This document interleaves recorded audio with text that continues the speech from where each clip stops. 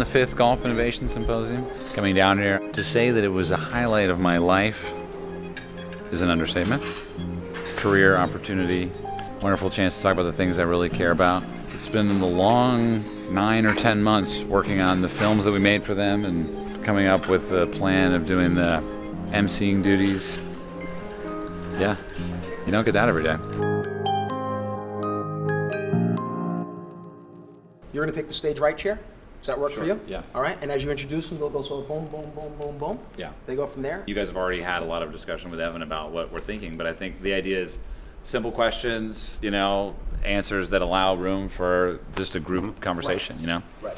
And I think it'll just, I think 45 minutes is not nearly enough time, but I think that's a great opportunity. I think mostly it's just like easy questions, complicated answers. I hope not. Make it the other way around, Yeah, Challenge us a bit, right? Yeah. Okay. All right, let's go eat. I'm sorry. Let's do it. Yeah. Thank you. I am so excited. Are we good? So, when you get up on stage to host a symposium, you're basically like a spy. You're unrecognized by your mother country, and you're completely alone. I have some tools at my behest, which are basically my 10 fingers, my 2 eyes, and we're not really sure how much of my brain I'm accessing at any given moment, but I've heard it's a very low percentage. Somewhere around 20%, maybe 30. I heard it's like 8. I think I'm like rocking 8. I'm giving you the benefit of the doubt here. I mean, this is a nerve-wracking moment here. We've got 69 minutes till showtime. That's real. It's 69 minutes. Golf has a big role in society. It's a huge, huge industry. I see a lot of potential for innovations of engaging underrepresented populations and kids, and just looking at golf's relationship to the environment and society and how to improve that relationship. Golf is a universal language. So I'm going to be talking about short courses. There's a little bit of a trend going on in the States, a little bit of a boom in accessible urban short courses. They're low cost, that actually have good architectural bones. There's an opportunity, I think, in cities everywhere to do something like that. How you doing? Hey, Eric. Hi. Nice to meet you. In Shasaki. Sure. 5 minutes. Not a lot of time to remember your lines. And so you'll say... You will say first, welcome to the 5th USGA Golf Innovation Symposium. Yeah. Have you ever seen any action movie where there's like a bomb and the clock is ticking? That's the way I feel. Except I don't know which wire to plug. You know what I mean? It's like terrifying. It'll be easy. It's fine. It's not that hard. Honestly, if I make a mistake, no one will ever know. I think. Here we go. This is the moment where you jump out of the airplane, but you're afraid of heights.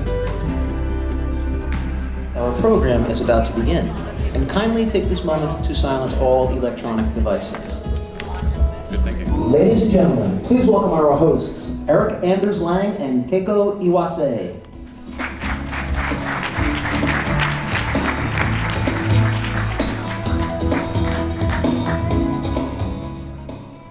Hello everyone, welcome to the 5th Golf Innovation Symposium. Watashi wa Eric desu. どうぞよろしくお願いいたします。 Thank you.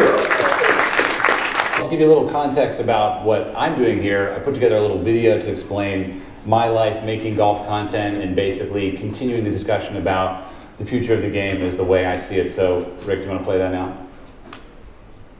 Hi, I'm Eric. Who's Eric, you might ask? Well, Eric dropped out of high school, hated golf, and then finally I tried it when I was 30 years old. And for some reason, that's brought me here.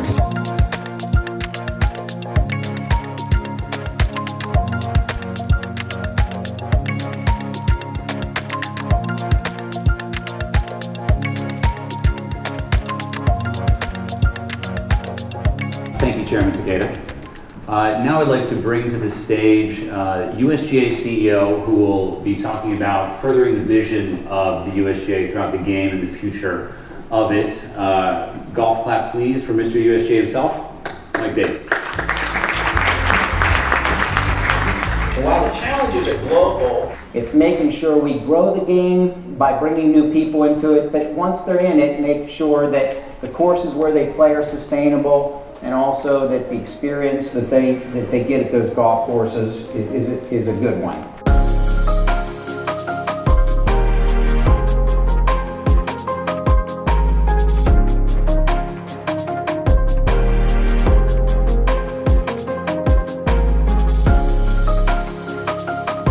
Now we're going to watch a video that I had the privilege of making at the request of the USGA, and it's centered around the idea of golf in urbanization and how golf changes as cities change and as the way we live changes. Hi, I'm Eric, and I'm here to look at how urbanization is affecting golf courses. In my travels around the world, I've noticed one thing. As cities grow, golf courses are basically in the wrong place. The golf courses are getting further and further away from golfers. So we're here to look at why that is. I think the main issues with urban golf is just there's a lack of golf course in certain places. ¿Cómo está el golf en México? Sigue siendo muy elitista, sigue solamente que tengas dinero puedes jugar, realmente. So as you can see, demographic changes are going to have a huge impact on the future of the game of golf. And it's on us to think differently to preserve this game for generations to come. Before we go to break, I just wanted to do a quick live poll. How many of you have played Pebble Beach? Not enough. Okay, so when you go to break, not only can you ask questions to all of the speakers, but you can also play Pebble Beach if you go into the Golf Zone Simulator. I will be there for 29 of the 30 minutes, so hopefully we can squeeze in some extra swings. Good, I'm glad you're How long does it take you to set this up? Because I don't even quite probably realize. I started 12, 14 months ago. Apparently we're going deeper inside.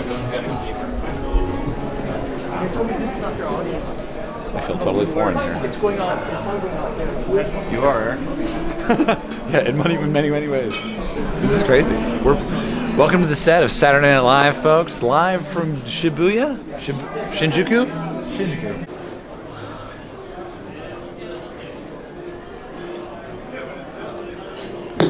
Oh, look at this, get over. Oh. It's a little whippy. Give me that.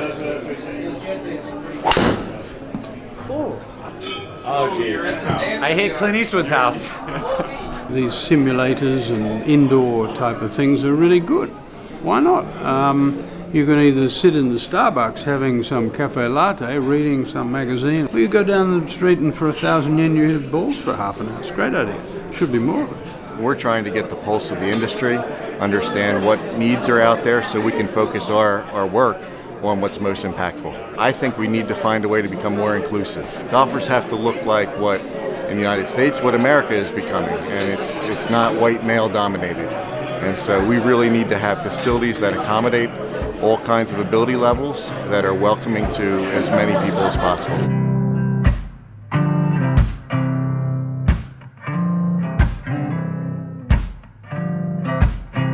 Before we introduce the next segment, I did just want to address Dana's talk on robots. Keiko and I did some research, and we did determine that having robots host the 6th Golf Innovation Symposium would be a bad idea. So, Hunky, that's just a quick note for you. That was a joke that maybe the translator's having a second with it.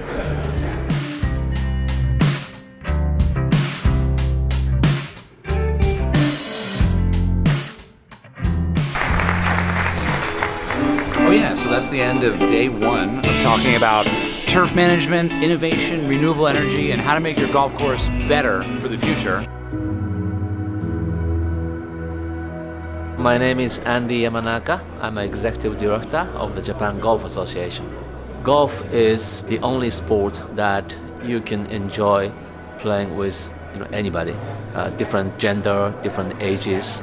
We have to show young people what the beauty is in golf and what you can learn, what you can achieve by playing golf. And that's why we are here. It brings cultures together, and it's always interesting the one common theme that you have is golf, even though your cultures may be completely different. And even the cultures of golf in countries can be a little bit different, but there's still the basic traditions of the game that I think bring people together. Golf industries in many countries are so in a way, fragmented. If we can really kind of pull together and collaborate with each other, I think we still have a lot of potential to grow, to innovate, and make it fun. In a sport with such strong traditions, you've got to be conscious of your history and your traditions, but we just need to keep evolving to make sure that what we're doing is still appropriate to today's market, while also just having a look to the past as well. So I think that outsider's perspective of just asking a question of, well, why do we do it this way and can we do it better is really important. This is the after hours vlog. So there's the party, then there's the after party, then there's not the hotel lobby, it's actually room, what room are we in? 3121. 3121.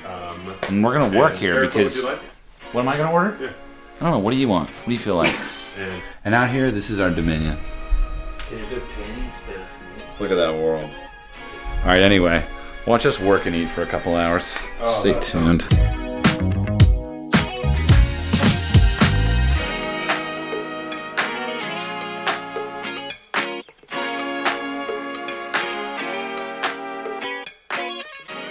Welcome to day 2, everybody. I'm very excited to still be here at the 5th Golf Innovation Symposium.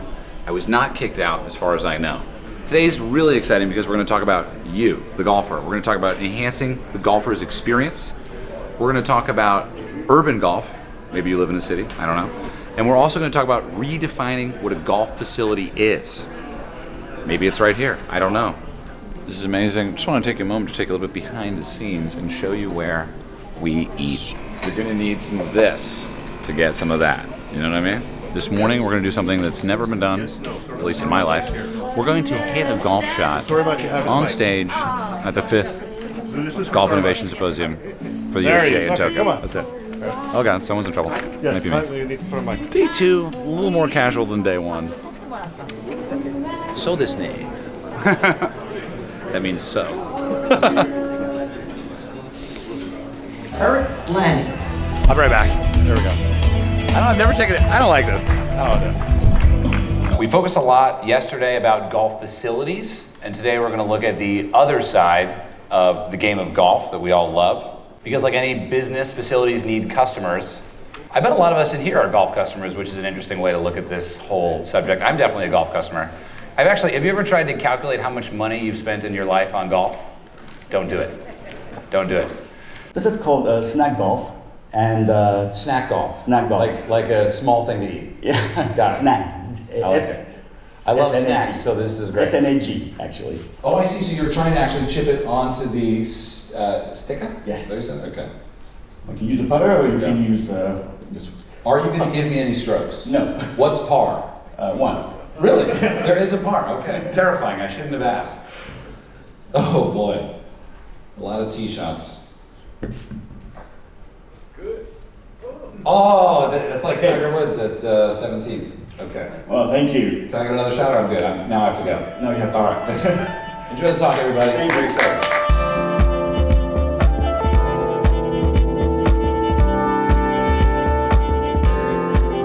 Why do people play golf? Since the beginning, the game has always been about its miraculous ability to bring together people and communities.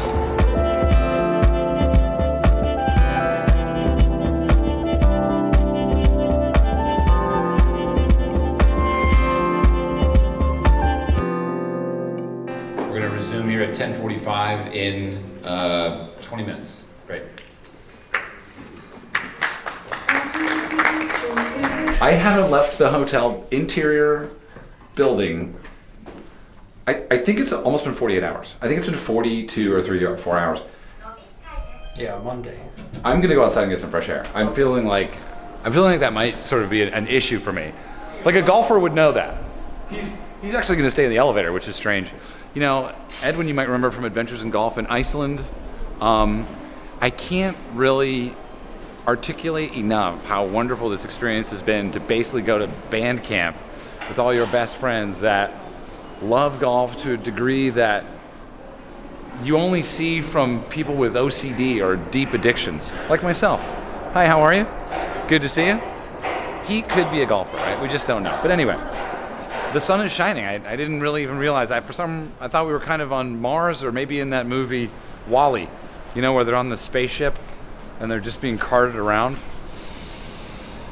I smell the smells a little bit more intensely than I did before. Look at the beautiful tree here. It's like I haven't even seen nature. Anyway, my exposures are all off and everything's too bright, so we're gonna put the camera down and then I'm gonna go back inside where I belong. I wanted to show you something before we head inside. This is the umbrella valet. You literally lock your umbrella up like that and you type it in and you get a little code here. This umbrella is locked down.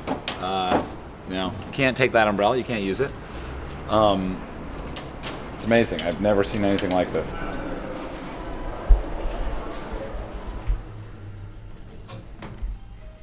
The golf population's fallen, but is that a supply issue or a demand problem?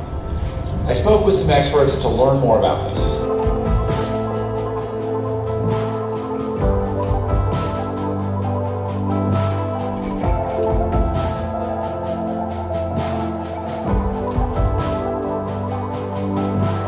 Okay, I think I'm gonna sit over here now because we're gonna basically get into our final destination, final panel.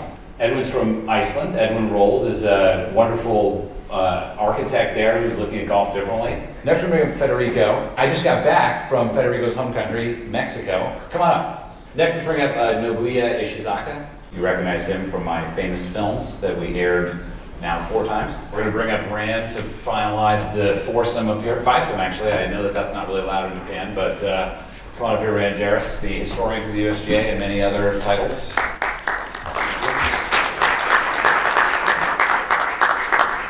In Mexico, there are interesting options within our territory. We have very diverse climate. We can play all year long.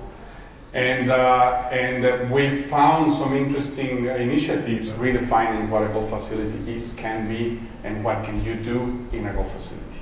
When I went to Mexico in December, I was a little bit annoyed that I hadn't been there before to play golf. You know what I mean? I probably feel that way every place I go. But from what it sounds like to me is, actually bringing new people to the game by putting a different wrapping paper on the game of golf has been pretty successful for you. Can you talk a little bit about that? But what we're trying to do is actually hacking golf and hacking golf facilities. You know, hacking is sort of a technology term for trying to break the rules and really innovate and figure out something new. You're moving into where are we going to drive this car, right? Where are we going to drive this golf cart? But with all that knowledge of history, what is it easy to simplify what the important factors are as far as moving forward in a sort of flexible way? It seems like flexibility is a big theme that we've been talking about today. You know, I think that's really true, and I actually think that the 4 videos that you showed that really highlight the diversity of golf. When you're inside the industry, we talk a lot, we use this phrase, the game, a lot. Federico said, grow the game. Mike Davis yesterday said, betterment of the game. The USGA's tagline is for the good of the game, which suggests there is one game, but the reality is there's not. There are many different experiences we have that involve striking a ball with a club towards some target, which has sort of the essential elements of golf in it. But let's, rather than define it so narrowly, let's define it broadly and embrace the diversity of experience that exists out there. It's about having fun. And when you start from that perspective of let's have fun, you realize that there's incredible diversity that exists to this game. And we just need to recognize that that's the case. We need to celebrate it. We need to innovate around it. It can be a solution, for example, in an urban environment where when you're trying to do, I think what we should be doing a lot more of, that's integrating golf with other land uses, other forms of outdoor life. Our golf facility is flexible enough to listen to what the customer wants. For many years, the USGA, if you asked us who do we serve, our answer was the game. It's an artificial construct of rules and history and tradition, but it's not a person. And if there's been anything that's driven the change in our organization in the last 8 years, it's embracing the notion that we exist to serve customers who are golfers in golf facilities. We listen to their needs, we understand their needs, we're trying to be responsive. I guess in my work, when I look at retaining a customer, I try to push people away from score. How many times have you scored what you wanted to score in golf? No one is raising a hand. Given all the other, all the other ways that we look at golf, time, money, distance, quality of the greens, those factors, score is kind of the one that's just like always up here, that is the elusive reason of why you kind of become addicted to golf, but it's also kind of why you might decide that it's just too frustrating for you. When you go to a golf course, whether it's a short form or long form, there's always a scorecard and a pencil. Oh yeah. So if we didn't have that, maybe we wouldn't worry about scores that much. Well, just a pencil with 2 erasers on it. It's been humbling, I think, for us as an organization to be able to bring an event like this here and to see such a warm and enthusiastic response from this community. But I really do hope it's just the start of a conversation, of a work process as we move forward together. We thank you very much, very sincerely, for all your participation over the last 48 hours.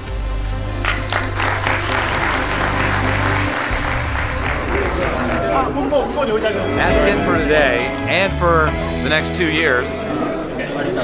I can't even really comment on everything that happened today, but it was one of the best days of my life. We talked about the history of the game of golf, the future of the game of golf, and how those secrets are linked inside of each other. Kind of like when you listen to a seashell and you hear the ocean, even though the ocean isn't in it. The future of the game of golf is actually in the past. And so many people talked about it today, along with the newcomers to the game of golf, which is, in my opinion, the most important person. So if you're new to golf, or if you're old to golf, I don't know, welcome.